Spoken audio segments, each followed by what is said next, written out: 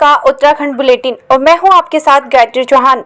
आइए नजर डालते हैं आज की प्रमुख खबरों पर। अधूरी पेयजल लाइन निर्माण पर भड़के ग्रामीण, जल संस्थान के खिलाफ जताई नाराजगी। सिडकुल चौकी पुलिस ने 2 डीजल चोर को किया गिरफ्तार। वीडियो के आश्वासन पर महिला लोक शिल्पियों ने ग्रोथ सेंटर के खोले ताले। डीएम ने रीठा साहिब जोड़ मेले का किया शुभारंभ। 5000 तीर्थ यात्रियों ने गुरुद्वारे में टेका मत्था। कार और डंपर की टक्कर में 7 घायल। लेबड़ा नदी की कराई गई पैमाइश। गुंडा अधिनियम के तहत एक आदतन अपराधी को दून पुलिस ने किया तड़ीपार। चारधाम यात्रा व्यवस्था पर उठ रहे सवाल। पिथौरागढ़ एनएच के 4 किलोमीटर के टुकड़े को एनएच विभाग ने छोड़ा लावारिस। देवस्थानम बोर्ड को लेकर मुखर पूर्व मुख्यमंत्री त्रिवेंद्र सिंह रावत के बयान पर भाजपा ने दी प्रतिक्रिया। कालू सैयद बाबा की मजार में 24 से 26 मई तक लगेगा उर्स मेला। मजार प्रबंधन ने एसडीएम से मेले में सुरक्षा व्यवस्था की मांग। अपर जिला जजों को फोरेंसिक विशेषज्ञों द्वारा दिया गया प्रशिक्षण।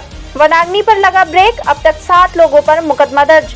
अब नेशनल हाईवे 309 पर कॉर्बेट पार्क क्षेत्र में बजाया प्रेशर हॉर्न तो होगी कार्रवाई। रामनगर में वन विभाग की टीम ने भारी मात्रा में जब्त किए अवैध लिप्टिस के गिल्टे। कांग्रेस विधायक सुमित हृदयेश ने लगाया सरकार पर चुनाव टालने का आरोप। वन विभाग हटाएगा अतिक्रमण। खबरें विस्तार से। जल संस्थान लोहाघाट के द्वारा पेयजल समस्या को देखते हुए 7 साल पूर्व लोहाघाट नगर और रायकोट गाँव के लिए बोरिंग पंपिंग योजना का निर्माण कार्य शुरू किया गया, लेकिन योजना का कार्य पूर्ण होने के बाद भी जनता को इसी योजना का लाभ नहीं मिल पा रहा है, जिस कारण रायकोट कुंबर गांव के ग्रामीणों में जल संस्थान के खिलाफ काफी आक्रोश है। मंगलवार को रायकोट के ग्राम प्रधान प्रतिनिधि प्रदीप कुमार ने बताया, आरटीआई के जवाब में जल संस्थान के द्वारा 2021 में गांव को योजना से पेयजल देने का आश्वासन दिया गया था तथा योजना को जल जीवन मिशन में रखा गया है, लेकिन 7 साल के बाद भी ग्रामीणों को आज तक पेयजल उपलब्ध नहीं हो पाया है। लोहाघाट से संवाददाता लक्ष्मण बिस्ट की रिपोर्ट।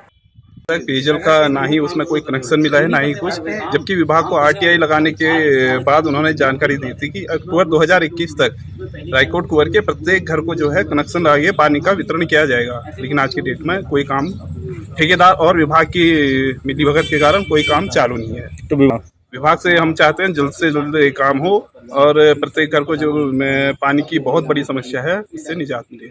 मतलब पाइपलाइन बिछी है और एक छोटा सा टैंक बना हुआ है ऊपर, तो गमा आधे में वो पाइपलाइन बिछी है, वो भी मोटी वाली।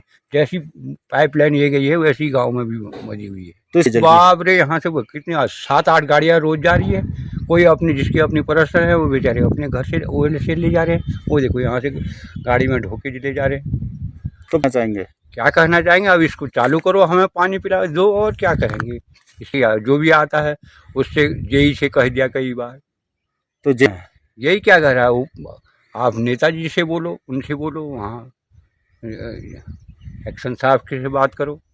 मतलब काम नहीं है कोई ऐसे आप 5 साल में इतना लटका पड़ा हुआ है तो कैसे करेंगे। पंतनगर थाना पुलिस ने ट्रोले से तेल चोरी करने वाले गिरोह का भंडाफोड़ किया है। सिडकुल चौकी पुलिस ने 2 डीजल चोर को गिरफ्तार किया है, जबकि गिरोह के 2 सदस्य फरार चल रहे हैं। दरअसल संजीव मुंजियाल निवासी महेशपुरा रुद्रपुर उधम सिंह नगर ने पंतनगर थाना पुलिस को तहरीर सौंपकर बताया कि गाड़ी माल लोड करने के लिए पंतनगर स्थित सिडकुल में गई थी। माल लोड होने के बाद ड्राइवर नेशनल कंपनी के पास गाड़ी लगाकर सो गया। रात में अज्ञात 4 लोगों ने ट्रोले के टैंक का ताला तोड़कर उसमें से 400 लीटर डीजल चुरा लिया। रुद्रपुर से संवाददाता दुर्गेश तिवारी की रिपोर्ट। तो इसमें 20 तारीख को हमें एक शिकायत प्राप्त हुई थी कि लगभग 400 लीटर डीजल एक गाड़ी से चोरी हुआ है। तो इसमें हमने तुरंत मुकदमा पंजीकृत किया था और लगातार हमारी टीमें इसमें कार्रवाई कर रही थी, जानकारी कर रही थी। इस पूरी टीम को जो है एक बहुत ही अच्छी सफलता मिली है। इनके द्वारा 2 अभियुक्त इसमें गिरफ्तार किए गए। जितेंद्र सिंह, ये थाना बिलासपुर, जिला रामपुर का निवासी है, जिसका पूर्व आपराधिक इतिहास भी रह चुका है। इसके अलावा नूर मोहम्मद, ये भी बिलासपुर का निवासी है। इन दोनों को हमने गिरफ्तार किया है। इनके पास से हमने लगभग काफ़ी सारा सामान बरामद किया है, जिसके द्वारा ये घटना को अंजाम दे रहे थे। इसके अलावा 100 लीटर डीजल भी बरामद किया है और एक डस्टर कार जो इनके द्वारा घटना में प्रयुक्त की गई थी उसको भी हमने इनके कब्जे से बरामद किया है। 2 अभियुक्त इसमें जो है सरजोत साबा और गुरजोत, ये भी दोनों बिलासपुर के निवासी हैं। ये दोनों अभी वांछित हैं, इनको हमने वांछित बनाया है और जल्द ही इनकी गिरफ्तारी की जाएगी। टीमें इनकी गिरफ्तारी के लिए लगातार प्रयासरत है। इस पूरी कार्रवाई के लिए मैं सिडकुल पंतनगर की टीम को बहुत बहुत बधाई देता हूँ और शुभकामनाएं भी देता हूँ।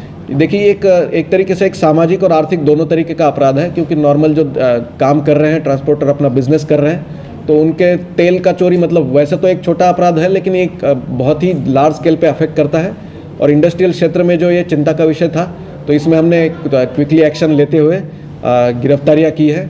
और इस पूरे गैंग का जो एक गैंग के तौर पे ये ऑपरेट कर रहे हैं, इनको हमने पर्दाफाश करके हमने इन घटनाओं को लगाम लगाने की, अंकुश लगाने की कोशिश यहाँ पे की है। लोहाघाट में अनुसूचित जाति की महिला लौह शिल्पियों के लिए बनाए गए ग्रोथ सेंटर में रेस्टोरेंट निर्माण की सुगबुगाहट के चलते महिला समूह की लौह शिल्पियों ने विरोध जताते हुए ग्रोथ सेंटर को सोमवार से अनिश्चित काल के लिए बंद कर दिया था तथा आंदोलन की चेतावनी दी थी। वहीं मंगलवार को वीडियो लोहाघाट अशोक अधिकारी व महिला लौह शिल्पियों के बीच मामले को लेकर ब्लॉक कार्यालय लोहाघाट में हुई वार्ता में वीडियो लोहाघाट अशोक अधिकारी ने लौह शिल्पियों को आश्वासन देते हुए कहा कि ग्रोथ सेंटर में किसी भी प्रकार के रेस्टोरेंट निर्माण का कोई भी आदेश उनके पास नहीं आया है।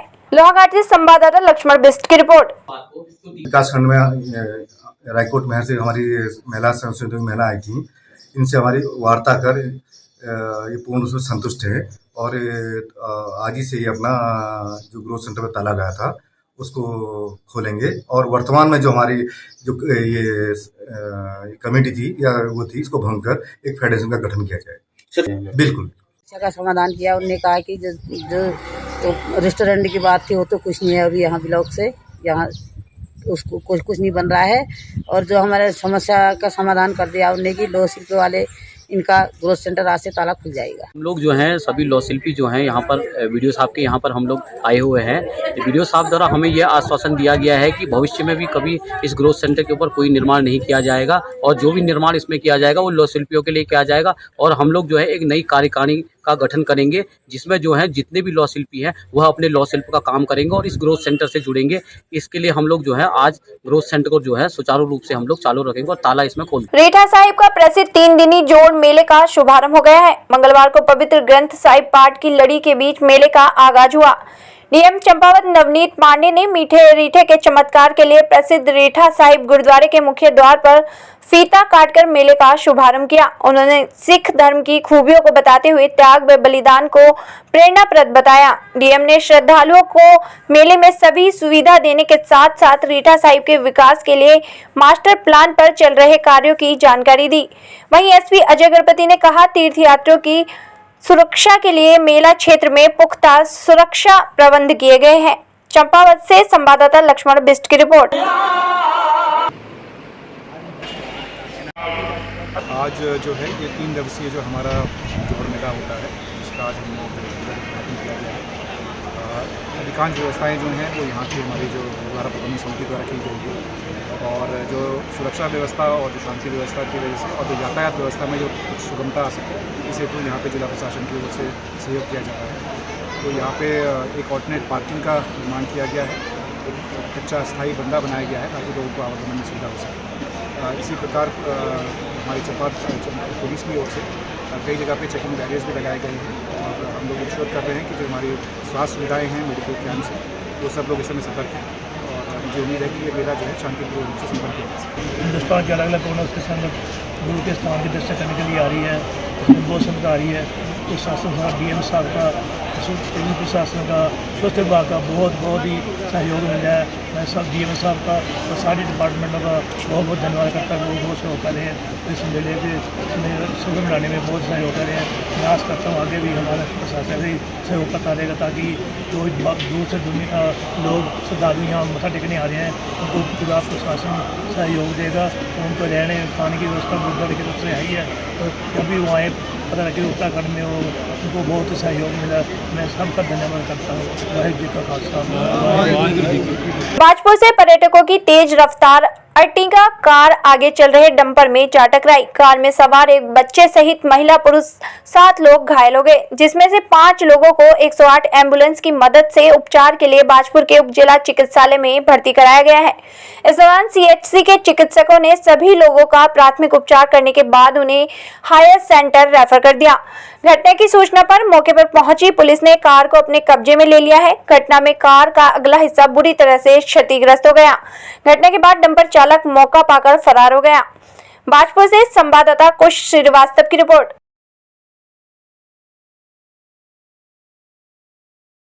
लेवड़ा नदी की बाढ़ को रोकने के लिए काम जोरों से शुरू हो गया है। मंगलवार को पहले चरण में सिंचाई और राजस्व विभाग की संयुक्त टीम ने ग्राम चकरपुरा से वेरिया रोड तक नदी की पैमाइश कराई, जिसके बाद पूरी नदी की पैमाइश करने के बाद यहां पर काम शुरू होगा। सीएम पुष्कर सिंह धामी के निर्देश के बाद सिंचाई विभाग के चीफ इंजीनियर संजय शुक्ला ने बीते सोमवार को एसडीएम राकेश तिवारी को साथ लेकर लेवड़ा नदी का निरीक्षण किया था। नदी का ड्रोन से सर्वे किया जाएगा। बाजपुर से संवाददाता कुश श्रीवास्तव की रिपोर्ट। चाहे तो एक साथ होनी चाहिए, सब लोग एक साथ बैठना ही नहीं चाहते। पापा, try this.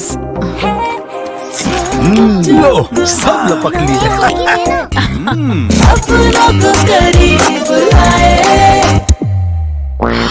ये क्या हाल कर दिया है रूम का? बस कल से चाय मेरे रूम में। देवर पान नमकीन। अपराधियों की पुलिस ने निकाली बारात, ढोल नगाड़ों के साथ जनपद की सीमा से बाहर किया। गुंडा अधिनियम के तहत एक आदतन अपराधी को दून पुलिस ने तड़ीपार किया। जिलाधिकारी देहरादून द्वारा अभियुक्त को 6 माह के लिए जिला बदर करने के आदेश दिए। साथ ही निर्धारित अवधि तक जनपद की सीमा में कदम न रखने की स्पष्ट हिदायत दी।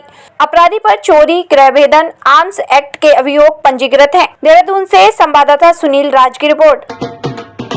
चारधाम यात्रा व्यवस्था पर उठ रहे सवालों को लेकर कैबिनेट मंत्री प्रेमचंद अग्रवाल भले ही चुनाव को बाधा मान रहे हो, लेकिन पूर्व मुख्यमंत्री त्रिवेंद्र सिंह रावत ने प्रशासन पर बड़ा कटाक्ष किया है। कैबिनेट प्रेमचंद अग्रवाल ने कहा कि प्रशासन चुनाव में व्यस्त रहा और आचार संहिता एक बड़ी वजह बनी, जिसके चलते यात्रा की प्रॉपर तैयारी नहीं हो सकी। देहरादून से संवाददाता सुनील राज की रिपोर्ट।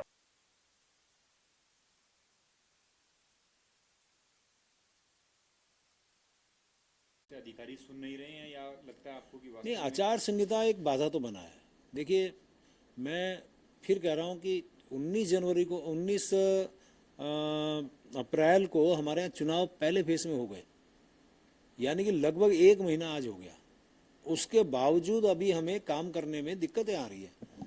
हमें चुनाव आयोग की तरफ देखना पड़ रहा है। इन चीज़ों पे तो कम से कम चुनाव आयोग को हमें ऐसी चीज़ों पे सेंसिटिव भी है, धार्मिक भी है, हमारे इस प्रदेश का आर्थिकी का आधार भी है, हमारे यहीं तक सीमित है, कोई यहाँ पे चुनाव प्रभावित होने वाला नहीं है। तो इन चीज़ों में थोड़ा सा चुनाव आयोग को हमारा तो आग्रह है उनसे कि इस पर थोड़ा सा वो शिथिलता बरतें, ताकि इन पे हम लोग काम तेजी से कर सकें। आपको भी लगता है कि आचार संहिता एक बड़ी बाधा है? देखिए, चुनाव में भी एक थोड़ा बहुत फोर्स हमारी लगती है, लेकिन चुनाव तो यहाँ 19 अप्रैल को संपन्न हो गए। यात्रा कब प्रारंभ हुई? तो ये प्रशासन अपनी नाकामयाबी भी, अपनी बेवकूफ़ी छुपाने के लिए इस तरह की बात करते हैं। प्रशासन के लोगों के मुंह से इस तरह की बातें शोभा नहीं देती हैं। लोहाघाट पिथौरागढ़ एनएच में लोहाघाट के एमजे होटल से लेकर मरोड़ा खान तक के 4 किलोमीटर के टुकड़े को एनएच विभाग के द्वारा लावारिस हालत में छोड़ दिया गया है।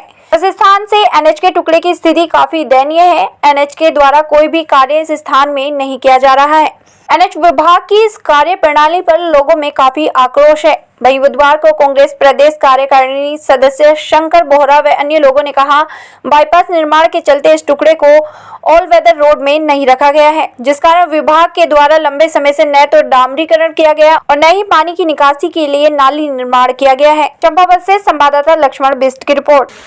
मेरे को तो इसको देख के ये लग रहा है, मैं कल ही उस रास्ते से जो गया हूँ, उस सड़क से गया हूँ, उसमें मेरे को एनएच का जैसा तो कहीं से कहीं तक कुछ जो है दिख ही नहीं रहा है एनएच का। तो जिस तरह मैं वहाँ से गुजरा और बारिश की उसमें बहुत ही लंबा जो है तालाब सरोवर बना हुआ था और उसमें मैं कह रहा हूँ कि वाहन पलटने से बच गया, लेकिन जो है ये कितनी लापरवाह बात है।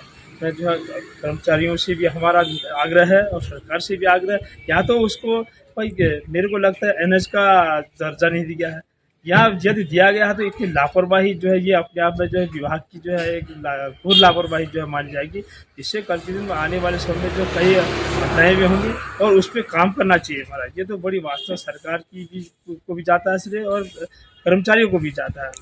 NH के अधिकारी को तत्काल उस जगह पे सीख जो है दुरुस्त जो है नालियाँ बनानी चाहिए और उस ऑल वेदर की तरह उसको जो है वास्तव में लगे कि ऑल वेदर है। ये ऑल वेदर का तो कहीं कुछ दिख ही नहीं रहा है उसमें। देवस्थानम बोर्ड को लेकर मुखर पूर्व मुख्यमंत्री त्रिवेंद्र सिंह रावत के बयान पर भाजपा ने प्रतिक्रिया दी है। प्रदेश प्रवक्ता विपिन कैंथोला ने कहा कि चुनी हुई सरकार ने जनता की डिमांड पर देवस्थानम बोर्ड को भंग किया। कहा कि उस समय कुछ इस तरह की परिस्थितियां थी, लोग आंदोलन कर रहे थे, लोगों का मानना था कि इस कानून को वापस लिया जाए। कहा कि सरकार फिर से प्राधिकरण बना रही है जिससे चारधाम यात्रा व्यवस्था सुचारू और सुव्यवस्थित हो सके। बता दें कि पूर्व मुख्यमंत्री त्रिवेंद्र सिंह रावत ने कहा यदि देवस्थानम बोर्ड होता है तो यात्रा व्यवस्था सुदृढ़ होगी, लोगों को परेशानियों का सामना नहीं करना पड़ेगा। देहरादून से संवाददाता सुनील राज की रिपोर्ट। यार वो निर्णय किया किसी भी काम, और भारतीय जनता पार्टी की सरकार जो है वो जनता द्वारा चुनी हुई सरकार और जनता के हितों का और जनता के जो विचार है उनका सम्मान करना हमारी सरकार का काम है। उस समय परिस्थितियां ऐसी थी कि लोग आंदोलनरत थे, लोगों का मानना था कि इस कानून को, इस प्राधिकरण को वापस लेना चाहिए। तो उस समय सरकार ने जनता के हितों के लिए, जनता की जो मांग थी, जनता जो मांग कर रही थी, उनका सभी का मान रखा। और अभी जिस प्रकार से चीजें हो रही हैं प्राधिकरण को लेकर के, मुख्यमंत्री जी ने भी कहा है सभी से बात करके, पंडा पुरोहितों से, जो हितधारक हैं, सभी से बात करके आगे का निर्णय भी लेंगे और बेहद और सुखद निर्णय लेंगे, ताकि जो यात्रा है, जिस प्रकार से आप देख रहे हो, इस यात्रा को करने के लिए पूरे विश्व भर के सनातनी जिस प्रकार से बड़ी संख्या में आ रहे हैं, आने वाले समय में मैं कह सकता हूं कि चारधाम यात्रा उत्तराखंड की आर्थिक के लिए बहुत महत्वपूर्ण होने वाली है। इसलिए सरकार चाहती है कि सभी लोगों से मिलकर के इन चार धामों की बेहतरी के लिए और अन्य जो हमारे धाम हैं उनकी बेहतरी के लिए हम निर्णय लें, और अच्छा निर्णय और सुखद निर्णय हमारी सरकार ने। मेला इस बार 24 मई से 26 मई तक आयोजित किया जा रहा है। बुधवार को मजार के मुतावल्ली हसमत बाबा ने लोहाघाट SDM रिंकू वेस्ट को 3 दिवसीय उर्स मेले में विगत वर्षों की भांति इस वर्ष भी शांत। आप QTV वालों को मेरा हार्दिक आशीर्वाद और धन्यवाद और बहुत बहुत शुक्रिया जो आपने आज सरजमीन लोहाघाट में हजरत कालू सैयद बाबा का उर्स मेला बड़ी धूमधाम से बनाया जाता है। हर साल की भांति इस साल भी बड़ी धूमधाम से बनाया जाएगा और हिंदू मुस्लिम एकता की ये मिसाल है। तो हर साल की भांति आप जो भी है, बाबा की कृपा सबके ऊपर बनी रहती। बाबा जो है सबके हैं, किसी अनेक का नहीं है। बाबा सब सत्य धर्म के, सब धर्म के हैं, सनातन धर्म के बाबा हैं। ऐसा कोई बात नहीं है कि ये हो गया। इसको करीबन 2010 से बनाया जा रहा है। इस बार जो है 24, 25, 26, 24 को यानी कि गीता पुराण जो भी कुरान शरीफ की आयतें पढ़ी जाएंगी और उसके बाद थोड़ा मिलादुन नबी का प्रोग्राम होगा। उसके बाद दूसरे दिन जो है सुबह शाम के 5 बजे लोहाघाट मीना बाजार होते हुए चादर आएगी, चौक बाजार होते हुए चादर बाबा की शान में चढ़ाई जाएगी। और बाबा जो है सबके हैं, बाबा जिसके ऊपर भी कृपा करते हैं, बहुत भारी कृपा इनकी है। सरजमीन लोहाघाट में हिंदू मुस्लिम एकता की एक मिसाल है। दिखाएंगे प्रोग्राम ऐसा है, इसमें भजन कीर्तन कव्वालियाँ होंगी, बाबा की शान में होंगी सब। और अंतिम दिन जो है कुल शरीफ होगा, जो कि सबके लिए दुआएं मांगी जाएंगी, पूरे संसार के लिए दुआ मांगी जाएंगी। चरिंद परिंद, पेड़ पौधे, इंसान, जानवर, सबके लिए दुआएं करी जाएंगी। जो जायरीन धारचूला के हैं, जौलजीबी के हैं, पिथौरागढ़ के हैं, अल्मोड़ा के हैं, रानीखेत के हैं, चंपावत के हैं, टनकपुर के हैं। ये लोग सब जो मानने वाला है दूर दूर से आता है।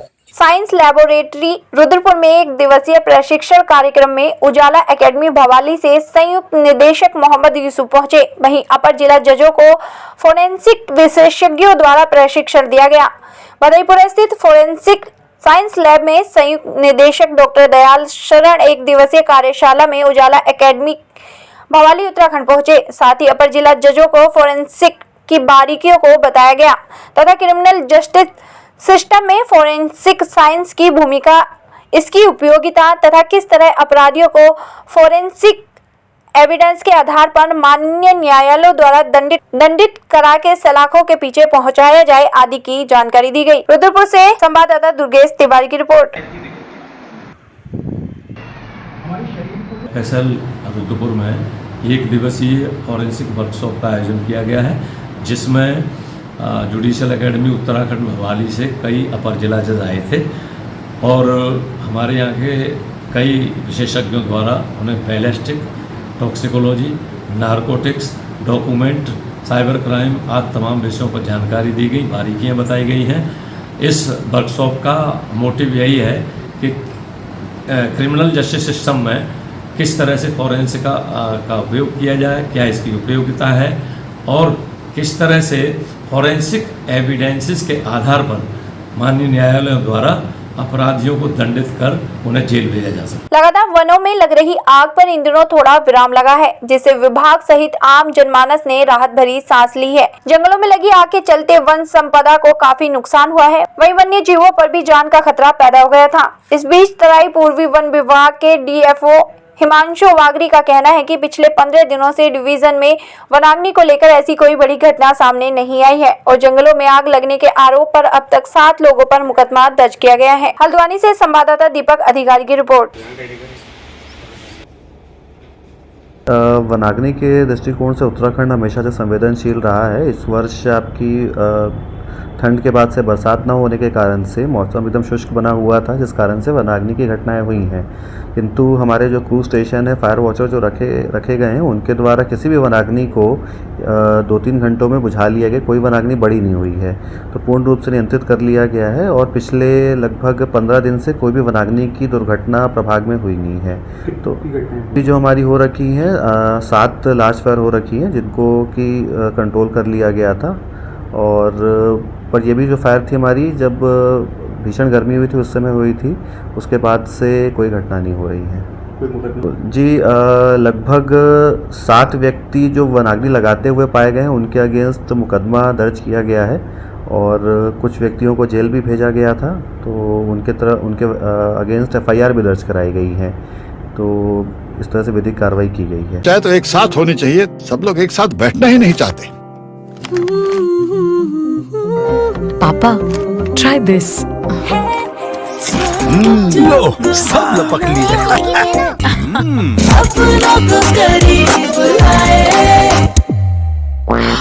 ये क्या हाल कर दिया है रूम का? बस कल से चाय मेरे रूम में। देवरपन नमकीन ग्राम चोर पानी में स्थित एक गोदाम के अंदर लकड़ी तस्करों द्वारा अवैध रूप से लिप्टिस के गिल्टे छुपाकर रखे गए हैं। सूचना के बाद मौके पर पहुंची विभाग की टीम ने जाकर देखा तो अधिकारियों और कर्मचारियों के होश उड़ गए। डीएफओ ने बताया कि मौके पर टीम ने 100 अवैध गिल्टे लिप्टिस के बरामद कर उन्हें अपने कब्जे में लेने की कार्रवाई की है। रामनगर से संवाददाता राजीव अग्रवाल की रिपोर्ट। कल शाम को मुखबिर की सूचना मिली थी हमको कि वहाँ पर कुछ लकड़ियाँ पड़ी हुई है यूकलिप्टस की, तो हमारी टीम वहाँ पर गई तो वास्तव में वहाँ पे उनको लकड़ियाँ मिली हैं। तो ये पता चला कि ये बर्न निगम की लॉट से में जो यूकलिप्टस का पातन हो रहा है उसकी तरफ से जो उनके डुलान के ठेकेदार हैं उनके द्वारा डाली, तो वो लकड़ियाँ हमने लगभग 100 नग हैं करीब, वो अभी उनका नकद वगैरह चल रही है। बाकी विस्तृत सूचना तो उसके बाद ही पता चलेगी कितना घन मीटर है, कितनी क्वांटिटी है, लेकिन लगभग 100 नग हैं। तो और उनको हमने अपने कब्जे में लेकर के अपने यहाँ वन क्षेत्राधिकारी पोखरा का क्षेत्र है वो उनके द्वारा कब्जे में लेकर के उनकी नकद वगैरह की जा रही है। और उसके बाद में फिर वन निगम को इसके लिए कार्रवाई। कांग्रेस विधायक सुमित हृदयेश का कहना है कि राज्य सरकार निकाय चुनाव को पूरी तरह टालने का प्रयास कर रही है। आरोप लगाते हुए कहा कि यह सरकार हाईकोर्ट को गुमराह करने में पीछे नहीं है। गलत शपथ पत्र देकर कोर्ट को गुमराह किया जा रहा है। निकाय चुनाव में भी सरकार ने कुछ ऐसा ही किया है। आगामी 4 जून को मतगणना के दिन भाजपा सरकार को झटका लगेगा, लिहाजा इसी डर से निकाय चुनाव को पीछे किया जा रहा है। हल्द्वानी से संवाददाता दीपक अधिकारी की रिपोर्ट। देखिए, कोर्ट में जो साक्ष्य और प्रमाण देने चाहिए वो सत्यता पे देने चाहिए। तो सरकार को पहले कहना नहीं चाहिए था कि हम जून में करा देंगे।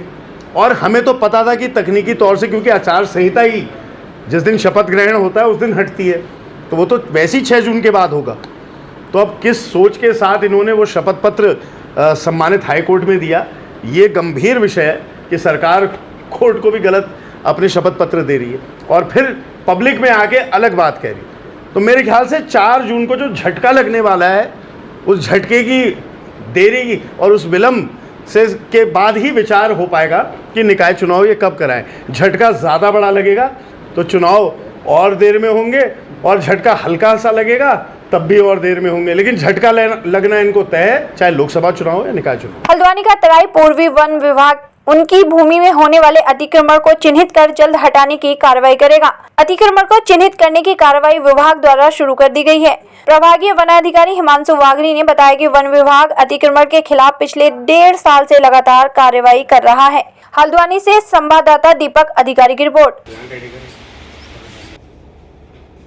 प्रभाग अंतर्गत वन भूमि पर जितना भी अतिक्रमण है उसमें लगातार वन विभाग द्वारा पिछले 1-1.5 साल से कार्रवाई की जा रही है। उसमें काफ़ी भूमि अतिक्रमण से मुक्त कराई गई है।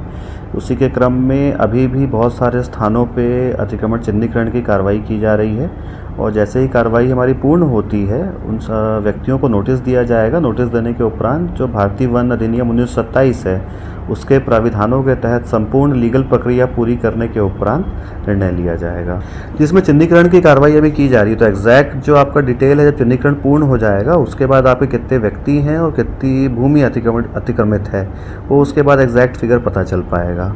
आज के लिए इतना ही, और अन्य खबरों के लिए जुड़े रहिए सुरागीलाल न्यूज चैनल से। धन्यवाद।